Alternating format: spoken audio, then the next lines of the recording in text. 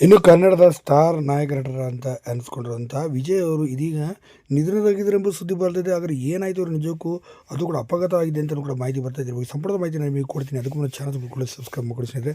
Corona ಲಾಕ್ಡೌನಲ್ಲೊಂದು ಸಾಕಷ್ಟು ನಟ ನಟಿಯರು ಗಣ್ಯರು ತೀರೋಗಿದ್ದಾರೆ. ಇದೇ ಸಂದರ್ಭ ಮೊನ್ನೆ ತನ್ನ ಅಪ್ಪಣ್ಣ ಅವರು ಕೂಡ ಕ್ಯಾನ್ಸರ್ನಿಂದ ಕೂಡ ಬಳಲುತ್ತಿದ್ದರು. ಅವರು ತೀರೋರು.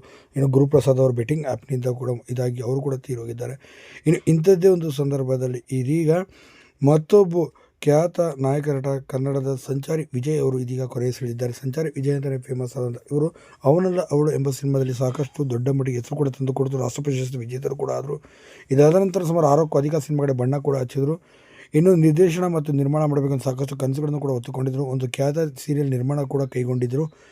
ಅದೇ ಬ್ಯುಸಿಯಲ್ಲಿರುವಂಥ ಸಂದರ್ಭದಲ್ಲಿ ಸಂಚಾರಿ ವಿಜಯ್ ಅವರು ಇದೀಗ ತೀವ್ರ ಅಪಘಾತವಾಗಿ ರಾತ್ರಿ ಅವರ ಕರಿಷ್ಮಾ ಬೈಕ್ನಲ್ಲಿ ಬರಬೇಕಾದ್ರೆ ಇನ್ನು BTM ಲೇಔಟ್ನಲ್ಲಿರುವಂಥ ಲೈಟ್ ಕಂಬಕ್ಕೆ ಹೊಡೆದಿದ್ದಾರೆ. ಹೊಡೆದಂಥ ಪರಿಣಾಮವಾಗಿ ತಲೆ ಹೋಗಿ ನೇರವಾಗಿ ಚರಂಡಿಗೆ ಹೊಡೆದಿದೆ. ಹೆಲ್ಮೆಟ್ ಇದ್ದರೂ ಕೂಡ ಹೆಲ್ಮೆಟ್ ಕೂಡ ಹೊಡೆದೋಗಿ ಏಟ್ ಬಿಡುವಷ್ಟು ಫೋರ್ಸ್ ಅವ್ರದ್ದು ಅಂತ ಹೇಳಲಾಗ್ತಿದೆ. ಸುಮಾರು 80ಕ್ಕೂ ಅಧಿಕ ಕಿಲೋಮೀಟರ್ ಸ್ಪೀಡ್ನಲ್ಲಿ ಹೋಗ್ತಿದ್ರು. ಇದೇ ಕಾರಣ ಅಂತ ಹೇಳಲಾಗುತ್ತೆ ಸಾವಿಗೆ.